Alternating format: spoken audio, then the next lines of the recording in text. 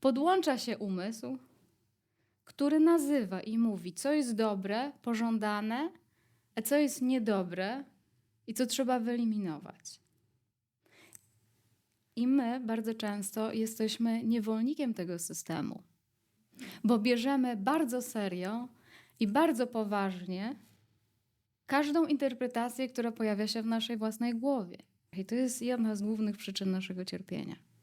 Niekwestionowanie naszych myśli i bezwiedne przyjmowanie jej za fakty. Natomiast myśli nie są faktami. Są po prostu myślą.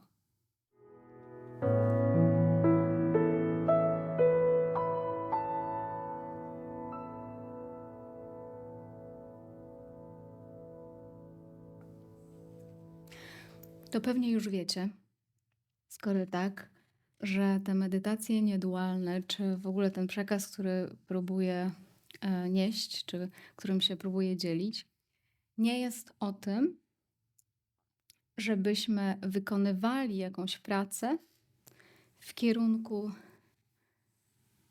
poznania, czy rozpoznania, czy zdobycia czegoś, co i tak już mamy, czym i tak już jesteśmy. I czym to się różni od tradycyjnych dróg, powiedzmy, medytacyjnych czy duchowych? Wiele dróg proponuje ścieżkę dochodzenia do zrozumienia, dochodzenia do oświecenia, dochodzenia do przebudzenia. Czyli wykonujemy pewną pracę, przygotowujemy się do tego, żeby dojść w jakieś miejsce, żeby coś zrozumieć albo żeby się, powiedzmy, oświecić. Natomiast my tutaj podchodzimy do tego tematu zupełnie z drugiej strony. Przede wszystkim badając istotę tego, co takiego w nas chciałoby gdzieś dojść. I badając istotę tego, czym my jesteśmy tak naprawdę. Ponieważ kiedy zbadamy tą naszą podstawę, to może się okazać, że proces dochodzenia do oświecenia, proces dochodzenia do medytacji jest czysto wyimaginowany. Ponieważ jak tam dojdziemy, to okaże się, że zawsze tam byliśmy. Że nigdy nie było momentu, w którym by nas tam nie było. Tylko wydaje nam się często, że jeszcze musimy coś zrobić, by dojść tam, gdzie już jesteśmy. Więc tak naprawdę zaczynamy od absolutnego paradoksu. Ponieważ skoro pojawiliście się na tym spotkaniu, to prawdopodobnie większość z Was wierzyła, albo może nadal wierzy w taki koncept, że zdobędę tutaj coś, że oświecę się, albo zrozumiem, kim jestem w przyszłości, bo teraz to jeszcze nie jestem na miejscu. A część z Was być może jest tu dlatego, że już jakoś się zaznajamia z tym spojrzeniem i rozpoznaje w tym jakąś najprawdopodobniej ulgę. I dalej, wiele ścieżek medytacyjnych, czy ścieżek w cudzysłowie duchowych, jest o tym, żeby na przykład codziennie ćwiczyć jakąś formę medytacji, czy jakąś formę treningu, aby dojść w jakieś miejsce. Powiedzmy, aby wyciszyć umysł, aby poczuć się lepiej, aby dojść do jakiegoś rodzaju szczęścia. Natomiast my tutaj spróbujemy zabrać się za to zupełnie z innej strony. Badając naturę tego impulsu w nas, który wierzy, jest przekonany o tym, że jeszcze nie jest na miejscu, że jeszcze czegoś mu brak. Więc tak na dobrą sprawę medytacja niedualna polega na tym, że my niczego nie zmieniamy w bieżącym doświadczeniu, zupełnie niczego nie zmieniamy, ale jednak jesteśmy w przytomnej obecności, by zobaczyć w ogóle, jakie mechanizmy w nas się pojawiają. Co takiego się wydarza w nas na przykład w tym momencie. Bo może się okazać, że przyjęliśmy za prawdę po drodze naszego życia, możliwe, że przyjęliśmy za prawdę coś, no co jest nieprawdą. Przyjęliśmy po drodze za fakty rzeczy, które są czysto wyimaginowane. I zacznę od tego, że jednym z najbardziej wyimaginowanych i dziwnych konceptów jest koncept przypisywania sobie, wyimaginowanemu ja, wszelkich doświadczeń. To na początku może brzmieć dziwnie, ale chciałabym, abyśmy spróbowali na moment być może zaufać. No może, wiecie, może nie wszystko, co tutaj usłyszycie, się zgodzi. Możliwe, że będziecie mieć takie poczucie, ona naprawdę gada głupoty, albo możliwe, że będziecie mieli takie poczucie, że to jest w ogóle wiedza intelektualna, to jest dla mnie za trudne, w ogóle nudzi mnie to. Całkiem możliwe, że tak będzie. Natomiast ja was tylko proszę o odrobinę zaufania, naprawdę szczyptę zaufania do tego, żeby przyglądać się, co takiego będzie wydarzało się dziś i jutro. Więc prośba do nas jest taka, żeby teraz spróbować w nawias albo w cudzysłów wziąć wszystko to, co nam się wydaje oczywiste. Co nam się wydaje oczywiste o nas samych, o świecie, o duchowości, etc. Czyli wszystko to, czego się nauczyliśmy do tej pory i bezwiednie wierzyliśmy, albo wiednie, już tego nie oceniam, żeby wziąć to na czas tych naszych eksploracji przez najbliższe 2 dni w nawias i bardziej być w takim trybie patrzenia i reagowania i patrzenia, jak reaguje nasz organizm w ogóle. Bo wiecie, możemy ten czas przeżyć w taki sposób, że ja siedzę tu, wy siedzicie tam i powiedzmy, ja daję wykład i wy odbieracie na przykład ten wykład i się zastanawiacie, czy to ma sens, czy to nie ma sensu, podoba mi się, to mi się nie podoba. Czyli moglibyśmy zostać na takim poziomie, w którym będziecie mieć pogląd i zdanie na temat tego, co ta dziewczyna mówi, co ma do powiedzenia na temat medytacji, niedualności, jakkolwiek to można nazwać. I ja twierdzę, że to jest bardzo powierzchowny sposób odbierania potencjału tej chwili. Zapraszam was do innego spojrzenia. To tak czy inaczej będzie się działo. Mimowolnie, bezwiednie, tak czy inaczej najprawdopodobniej będziecie interpretować słowa, które tutaj są wypowiadane, bo to się dzieje po prostu zupełnie spontanicznie w naszych głowach. Że słyszymy i nasz organizm reaguje. Reaguje na bodźce, w tym momencie reagujecie prawdopodobnie na słowa, na znaczenia tych słów. Więc to jest jeden poziom odbioru rzeczywistości. Natomiast w innym poziomie, który jest tak samo oczywisty i tak samo prosty, naprawdę dostępny wszystkim, nie trzeba być tutaj nie wiadomo jak oświeconym, mądrym, etc. Każdy ma do tego dostęp. Jest poziom, w którym nie tylko odnosicie się do tego, co ma miejsce, ale również obserwujecie samego siebie reagującego. Czujecie różnicę? Czyli nie tylko rozumiem, nie rozumiem, co ona mówi, różne warianty tego, ale jednocześnie patrzę, jak reaguje mój organizm i co się dzieje w ogóle dookoła. Co wy na to? Może być? Możemy spróbować w ten sposób? Czyli jeden poziom w tej chwili się wydarza reagowania i bycia.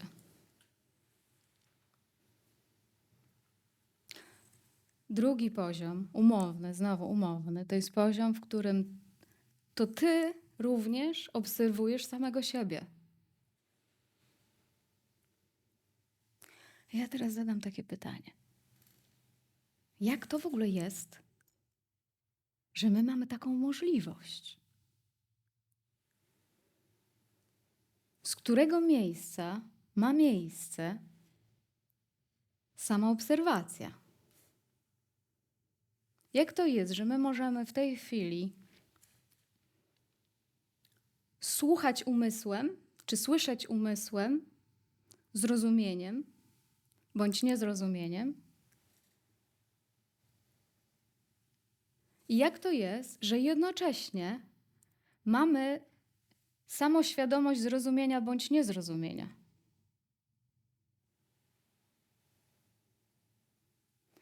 Większość naszego życia i w zasadzie cały świat niemal opiera się na tym, by rozumieć tym powierzchownym sposobem.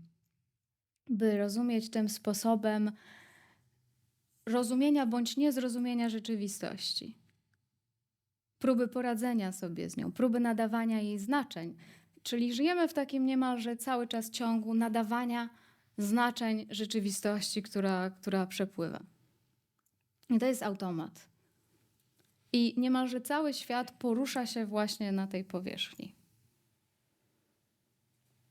A pominęliśmy zupełnie, kompletnie pominęliśmy niemalże, no naprawdę w 90% naszego życia ten aspekt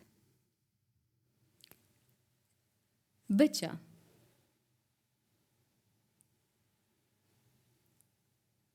Aspekt samoświadomości. Aspekt tego, że to my, że jakaś część nas świadkuje życiu. Uwaga, świadkuje samemu sobie. Sprawdźcie, czy macie dostęp do takiej opcji. Do świadkowania samemu sobie.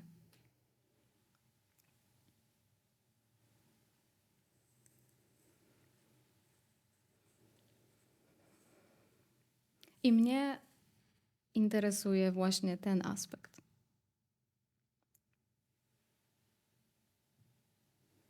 I chciałabym na czas naszych tutaj spotkań, tych naszych 2 dni, abyśmy spróbowali ukierunkować naszą uwagę w tę stronę.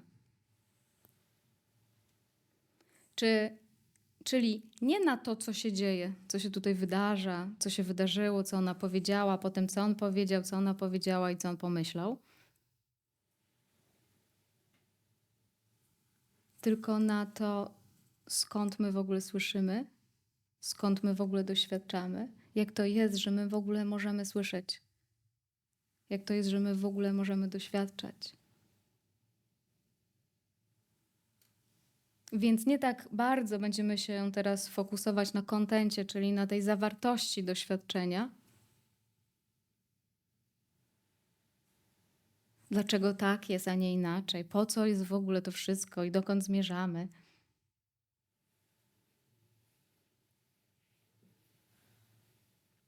Tylko jak to jest, że my w ogóle możemy doświadczać? Z jakiego miejsca my doświadczamy? Czym jest to, skąd doświadczamy? Innymi słowy, różne warianty pytania, kim jestem? I to pytanie, kim jestem, znowu spróbuję sprowadzić do tych 2 poziomów. Mówi się, że to pytanie, kim jestem, jest takie ważne, prawda?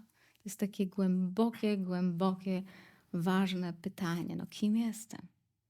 Wielu ludzi sobie zadawało to pytanie, ludzkość sobie zadaje to pytanie, więc można na nie spróbować odpowiadać na różne sposoby.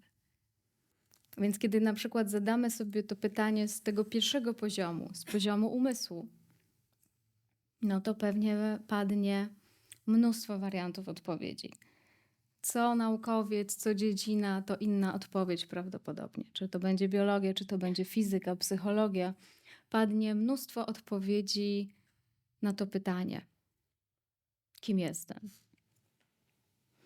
I możliwe, że część z Was już w jakimś stopniu świadomie bądź mniej zadawała sobie to pytanie. I powiedzcie mi, czy znaleźliście na tym poziomie, relatywnym poziomie umysłu ostatecznie prawdziwą odpowiedź, taką odpowiedź, która zawsze byłaby prawdziwa? Udało Wam się znaleźć taką odpowiedź? Nie? Przeczuwamy, że w tym momencie możliwe, że powiedziałabym, że jestem tym, ale jeśli zapytasz mnie jutro, możliwe, że odpowiem na ten temat inaczej. I pewnie ilu tutaj nas jest, każdy będzie miał jednak subiektywnie troszeczkę inną odpowiedź. Więc to jest ten poziom umysłu. Poziom relatywny. A jakby było z odpowiedzią na tym głębszym poziomie? Może ja nie będę od razu tak oceniać, że on jest głębszy. Wszystko jedno, może nie jest głębszy, tak naprawdę nie wiem. Ale na tym poziomie, z którego słyszymy, na tym poziomie samoświadomości, na tym poziomie bycia dla doświadczeń, na tym poziomie świadkowania doświadczeniom, czy po prostu bycia.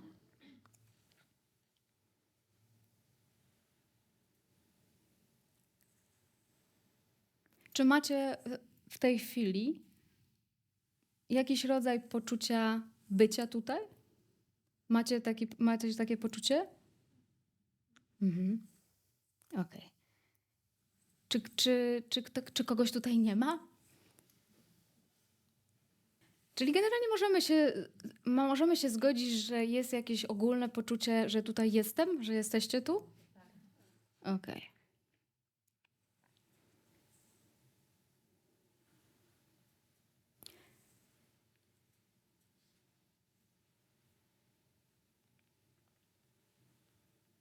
Czy to poczucie jestem ma jakieś konkretne cechy?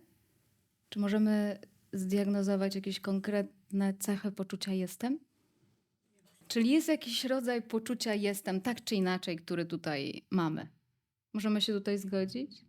Czyli ty powiedziałaś, że to poczucie jestem niespecjalnie ma jakieś cechy, tylko po prostu jest. Czy ktoś z was może znajduje jakieś cechy poczucia jestem? Pojawia się żywotność i ciepło. Ale teraz uwaga, to będzie trudne. Muszę teraz, skupcie się. To, co będę mówiła teraz, jest trudne. No bo tak. Padła odpowiedź, że z tym poczuciem jestem pojawia się jakiś rodzaj ciepła. Co jeszcze się może pojawić? Spokój może się pojawić. Co jeszcze może się pojawić?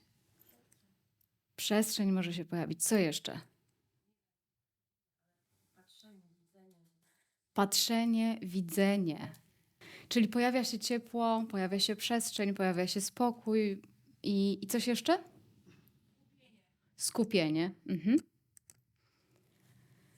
I teraz co się dzieje z naszym mózgiem w takim momencie, kiedy wypowiadamy też takie słowa? Bo jedna rzecz to jest to odczucie, o którym powiedzieliście. Odczucie spokoju, odczucie ciepła, odczucie lekkości. Niektórzy powiedzieli wyostrzona przytomność nagle, tak? Czyli widzenie się pojawia. Czy ktoś powiedział, że pojawia się świadomość? Ale czy to, o czym powiedziałam w tej chwili, nie pojawia się w jestem? Prawda? Czyli te wszystkie rzeczy również pojawiają się w jestem. Ale uwaga. Dlaczego, kiedy my właśnie ukierunkowujemy nasze spojrzenie nie na to, co się dzieje, lecz skąd? Dlaczego tak się dzieje, że u niemalże wszystkich ludzi, z którymi ja się stykam już od wielu lat, i zresztą sami to potwierdzacie teraz, że jak my ukierunkowujemy uwagę na jestem, na to skąd jestem, czy w ogóle na tą samą obecność, to pojawia nam się ciepło, pojawia nam się lekkość, pojawia nam się spokój, pojawia nam się przytomność. Pewnie też odpada kontrola. Ale ważne jest dla mnie to, żebyście rozpoznali, że to jest tak naprawdę skutek uboczny i efekt kontaktowania się ze sobą, ze swoim stanem naturalnym, z obecnością, z widzeniem, z byciem. I jak my go rozumiemy? My nie rozumiemy, nasze ciało wewnętrzne nie rozumie tego zrozumieniem, ale po prostu zaczynamy to odczuwać. Więc my zaczynamy wewnątrz nagle czuć się spokojnie, powiedzmy, albo zaczynamy odczuwać ciepło. Niektórzy nagle w takich momentach też na przykład zaczynają odczuwać dużo większą dawkę energii w sobie. Ja na przykład tak mam. Tylko ważne jest, żeby nasz mózg, a on tak będzie robił, bo to jest automat, mimowolnie nie zinterpretował jestem i obecności w taki sposób, że musi być cały czas spokojnie. No przecież to jest niemożliwe, prawda? Czy jest to możliwe? Znacie kogoś, komu się udaje? Tak, ale co by było, jakby ten mnich, który się zamknął w jaskini, pojechał do miasta? No, takich eksperymentów już było sporo. Albo do rodziny, do domu. Do rodziców niech pojedzie. No może przez pierwszy tydzień jeszcze będzie shanty, shanty i shanty, ale zobaczymy, co będzie po tygodniu. Więc dlaczego ja o tym mówię? Mówię o tym dlatego, że nasz mózg automatycznie przywiązuje się do obiektów. Bo tak naprawdę jest to taki mechanizm, który porównuje jedną rzecz do drugiej i wyprowadza też z tego wnioski. Więc teraz usłyszeliśmy na przykład spokój, ciepło, spontaniczność, uważność, tak? Usłyszeliśmy te różne rzeczy i nasz mózg mówi, aha, to rozumiem, aha, spoko, to znam, tak, tak trzeba. I teraz co się zaczyna? Będę produkować spokój, będę produkować ciepło, będę produkować spontaniczność, będę produkować uważność, co jeszcze? Energię, etc. Czyli znowu pojawia się automat, to jest naprawdę automat w nas, który bierze obiekt za rzeczywistość. Czyli bierze stan za rzeczywistość. Bierze coś, co jest przemijające, co ma swój początek i koniec, za rzeczywistość. Więc tutaj ważne jest i warto się na moment zatrzymać i złapać się na tym. Bo to nie jest coś złego, to jest fajne nawet, prawda? Jeśli nam się udaje przedłużać spokój, czy przedłużać przyjemność, no całkiem fajnie. Tylko, że co się stanie wtedy, kiedy spokój się skończy, przyjemność się skończy i nagle pojawia się nieprzyjemny stan, albo trochę trudniejszy. Co nasz umysł natychmiast zaczyna robić? Co takiego pojawia się automatycznie? Znaczy, że coś poszło nie tak. Albo chwilę temu umiałam, wiedziałam, a teraz nie umiem. Więc zaczynam myśleć, ok, coś poszło nie tak. Jest trudne doświadczenie, jest wyzwanie, coś poszło nie tak, więc trzeba szybko wrócić do tego stanu spokoju. No i my wtedy próbujemy produkować ten spokój. Ale teraz jest pytanie takie, czy zawsze nam się to udaje? Czy to jest możliwe, żeby zawsze nam się to udawało? Próbowaliście już? I co, udaje się zawsze? Czasem się udaje, czasem się nie udaje, prawda? Więc jedna rzecz to jest mechanizm naszego umysłu, nasze biologiczne wyposażenie, które mamy wszyscy. Ono jest bardzo podobne u każdego. Możliwe, że się różni tam pewnymi po prostu kontentem się różni, doświadczeniami, ale nie różni się tym mechanizmem. On jest jednak biologicznie podobnie zaprogramowany. Więc o czym ja powiedziałam na początku tego spotkania, że my po prostu rozpoznajemy ten mechanizm, który w nas działa. Ale jednocześnie możemy sobie uświadomić, że my w ogóle mamy ten cud, niesamowitą możliwość w ogóle patrzenia na ten mechanizm. Że możemy w ogóle doświadczać tego mechanizmu. I ja w tej chwili powiedziałam wyłącznie niemal o tym mechanizmie umysłu, tak? Ale to samo dotyczy mechanizmu naszych emocji na przykład. Czucia. Tyle, że co się dzieje? Że pod mechanizm bardzo często czucia i emocji podłącza się umysł, który nazywa i mówi, co jest dobre, pożądane, a co jest niedobre i co trzeba wyeliminować. I my bardzo często jesteśmy niewolnikiem tego systemu. Żyjemy w zniewoleniu takim systemem. Bo bierzemy bardzo serio i bardzo poważnie każdą interpretację, która pojawia się w naszej własnej głowie. Przy czym, kiedy się troszeczkę temu poprzyglądamy, to najpierw się okaże, że w ogóle czyje to są interpretacje. Kogo one są? Czasem może się okazać, że nawet nie są nasze, bo są naszej mamy, taty, babci, społeczeństwa. Tak. Więc my dzisiaj, słuchajcie, mamy taki luz, mamy tak fajnie, że możemy sobie po prostu usiąść na luzie, pełnym luzie i zobaczyć, jak ten mechanizm sobie pędzi w tym momencie. Czy może nie wszędzie pędzi, no jak on działa po prostu. Co wy na to? Okej, świetnie, świetnie, ja to powtórzę, bo może nie wszyscy usłyszeli. To jest też bardzo ważne, że pojawia się pustka, pojawia się spokój, pojawia się przyjemność, ukojenie nawet i przez chwilę jest świetnie, przez chwilę jest wspaniale. Ale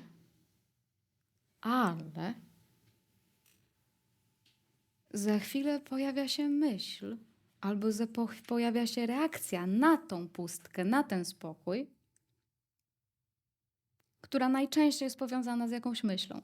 Czyli na to, co jest spokojne, obecne, nakłada się reakcja naszego ciała. I co my wtedy zaczynamy robić? My tę reakcję zaczynamy traktować niezwykle poważnie. My zapominamy o całej reszcie, zapominamy o obecności, zapominamy o świadomości, zapominamy w ogóle, że było dobrze albo mogłoby być dobrze, tylko nasza uwaga idzie wtedy na tą myśl. I w ogóle my nawet nie zadajemy sobie pytania, czy ona jest prawdziwa. Czy jest tutaj się czego bać w tej chwili? Bo wiecie co, na moich medytacjach bardzo często pojawia się coś takiego, że w pewnym momencie ktoś zaczyna doświadczać jakiegoś wielkiego niepokoju. No i myślimy sobie, ojej, no to rzeczywiście tam coś jest. Tam jest coś za tym. Lepiej nie idź w tą pustkę, lepiej nie iść w to znikanie, bo to jest, powiem szczerze, niebezpieczne. A dlaczego my na przykład nie bierzemy na tapetę, czy na warsztat, czy nie chcemy się w takim momencie przyjrzeć tej myśli, która mówi, że tak jest niebezpiecznie, albo że tak jest ciężko, albo już po prostu nie dam rady tego wszystkiego. Wszystko na mojej głowie. Dlaczego my nie weźmiemy tej myśli na tapetę? I nie zapytamy siebie, ale czego się boisz? Czy naprawdę jest się czego bać? Czyli to jest moment konfrontacji tej myśli z rzeczywistością. I jaką my możemy znaleźć wtedy odpowiedź? No, odpowiedź z perspektywy tego umysłu i tej powierzchni będzie: tak, jest czego się bać. Nie, nie ma się czego bać. I pewnie jeszcze parę innych wariantów. Ale czy o taką odpowiedź nam chodzi? Czy taka odpowiedź może być dla nas kiedykolwiek satysfakcjonująca? To nie jest odpowiedź. Odpowiedzią jest skonfrontowanie się z tym i popatrzenie głębiej, nie z perspektywy naszej interpretacji, ale z perspektywy bycia.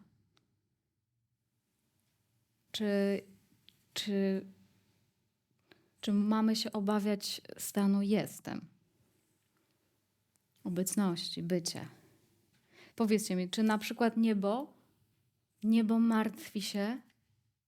Naprawdę? Czy niebo się martwi, jak przyjdzie taka, wiecie, błyskawica? To czy ona przełamie niebo? Czy jakaś błyskawica może przełamać niebo? A pół. Może?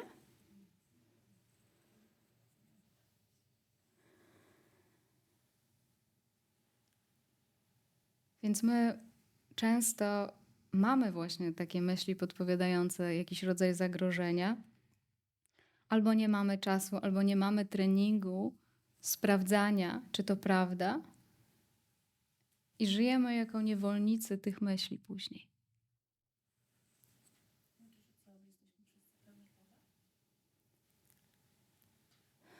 Czy jesteśmy wszyscy pełni obaw? Nie wiem, czy wszyscy, ale pewnie jest to dosyć częste zjawisko, że mamy obawy, bo wyobrażamy sobie świat. Wyobrażamy sobie świat, który jest światem wyimaginowanym, i ten świat wyimaginowany bierzemy za rzeczywistość. Nie kwestionujemy świata, który pojawia się w naszych myślach, i to jest jedna z głównych przyczyn naszego cierpienia. niekwestionowanie naszych myśli i bezwiedne przyjmowanie jej za fakty. Natomiast myśli nie są faktami. Są po prostu myślą.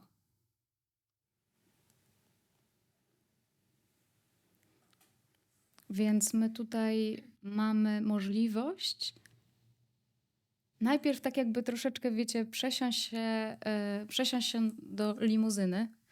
Zapraszam was. Siadajcie teraz ze mną do limuzyny. Okay? Macie ochotę się przejechać? Jak nie statek kosmiczny, to limuzyna. A! Dobra. Czyli ja będę prowadzić przez chwilę, ok?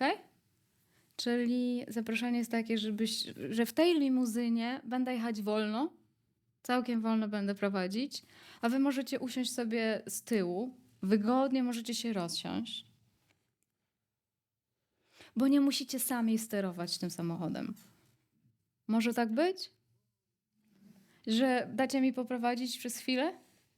Szczerze mówiąc, tak naprawdę ja nie prowadzę też tego samochodu i nigdy nie prowadziłam, ale no, zastosujemy taki trik, ok? Że jesteśmy przez chwilę na tylnym siedzeniu w limuzynie. A co to oznacza? To oznacza teraz tyle, żebyście nie pomagali doświadczeniu. Żebyście nie robili tego momentu i nie próbowali mu pomagać. W sensie nie dokładali działania do działania. Więc zaproszenie jest do odpuszczenia przez chwilkę. Nie musisz nic wiedzieć więcej. Słuchajcie, ja nie mam nic wielkiego do powiedzenia.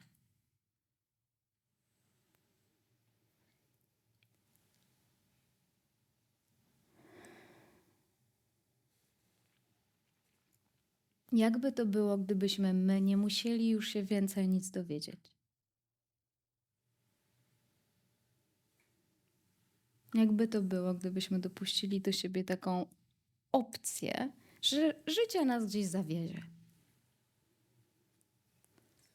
Skądinąd już nas całkiem daleko przywiozło.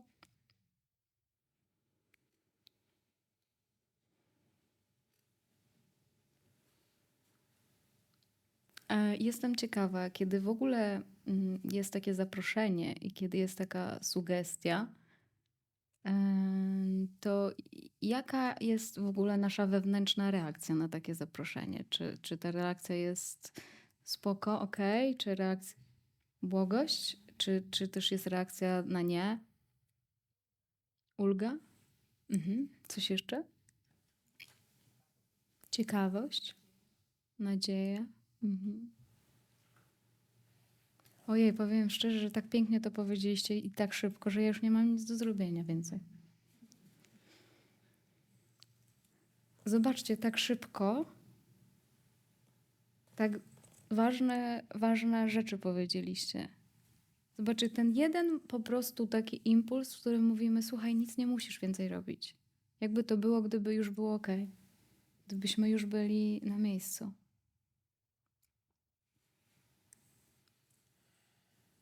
Więc mówiliście o uldze, ciekawości, nadziei, zaufaniu. Więc co takiego się dzieje po drodze, że my przegapiamy ulgę, ignorujemy ciekawość,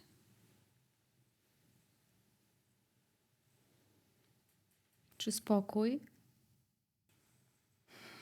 Co takiego powstrzymuje nas przed tym, że sobie tego nie dajemy za często?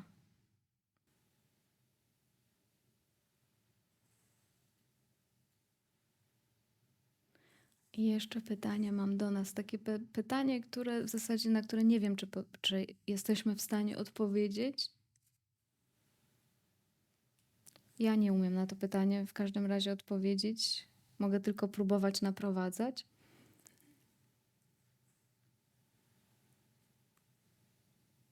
Ale jak to jest nie dać się właśnie wewnętrznie zwariować? W sensie, jak to jest, jak to zrobić.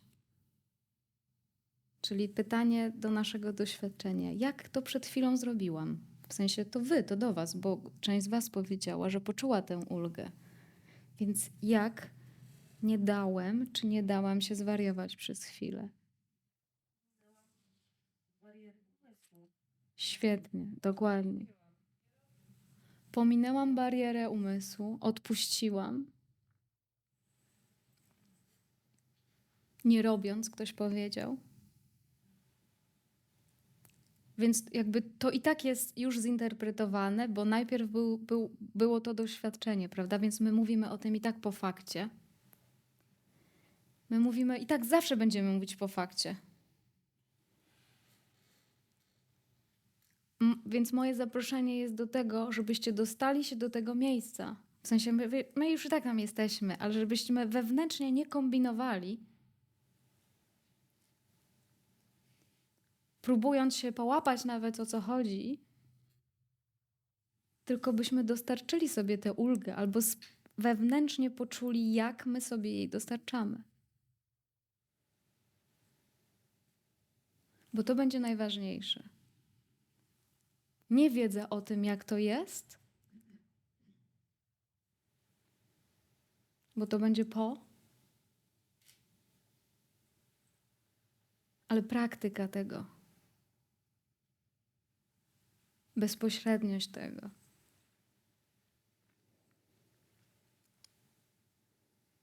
Czyli tak jakbyście już przeczytali wszystkie książki i mówicie, dobra, nie, już koniec. Już przeczytaliście te wszystkie książki i mówicie sobie, dobra, nie, zostawiam teraz po prostu. Wreszcie nie muszę czytać. Wreszcie nie muszę umieć, wreszcie nie muszę być zaawansowana w duchowości. Ani w psychologii, ani w życiu. W ogóle nie muszę być zaawansowana, tylko teraz mnie interesuje mnie na maksa to doświadczenie. Totalnie interesuje mnie to doświadczenie ulgi, jeśli ją czuję. I mówię sobie, dobra, chrzanię to wszystko, zostawiam wszystko, teraz jest mój moment, wakacje. A wiecie, co my najczęściej robimy? My właśnie łapiemy się tych wszystkich rzeczy. I chcemy mieć na przykład nawet technikę później, technikę ulgi. Poprosicie mnie zaraz o technikę. Nitya, pomedytuj, proszę. Technikę ulgi, technikę niepraktykowania też. Jaką jeszcze? Świadomości, Oświecenie. oświecenia. Ale przyjdzie moment i mam nadzieję, że on będzie tutaj w Gdańsku już, w którym powiecie sobie, dobra, koniec już z tym wszystkim. Koniec już robienia, działania i szukania czegoś, co już mam. Czym już jestem. Wiecie, co mam? Czujecie, o co mi chodzi, kiedy mówię, że to za dużo pracy? Więc idziemy do źródła. W sensie my już w tym źródle jesteśmy, ale po prostu nie zawracamy sobie głowy opowieściami naszej głowy. Bo opowieść naszej głowy jest druga wobec naszego ja, nas samych, naszej istoty. Opowieść, którą kiedykolwiek usłyszymy, będzie druga, będzie spóźnioną, będzie refleksją tego, co już w nas jest, tego, czym jesteśmy w istocie. Więc przyjdzie moment, że stwierdzicie, mam już dość, nie potrzebuję więcej opowiadać. A w ogóle o czym? Wolę doświadczać.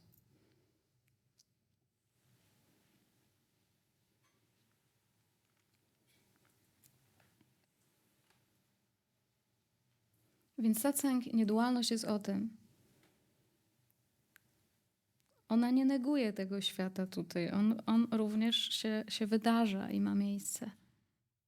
Ale my tak bardzo zajęci poprawianiem tej rzeczywistości tutaj, tej rzeczywistości cielesnej, tak zajęci poprawianiem i podążaniem i zdobywaniem, pominęliśmy tak fundamentalną rzecz, jak to, co jest oryginalnie nami. Ja twierdzę, że to jest główna przyczyna naszego cierpienia.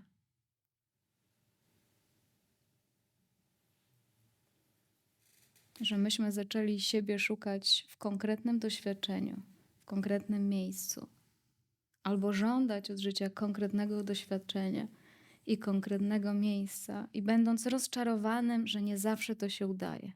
Chociaż wiecie, dzisiejsze techniki manifestacji wszyscy mówią, że wszystko można. Ale można właśnie to, co się straci. Ciekawe, że nie interesuje nas to, czego się nie straci.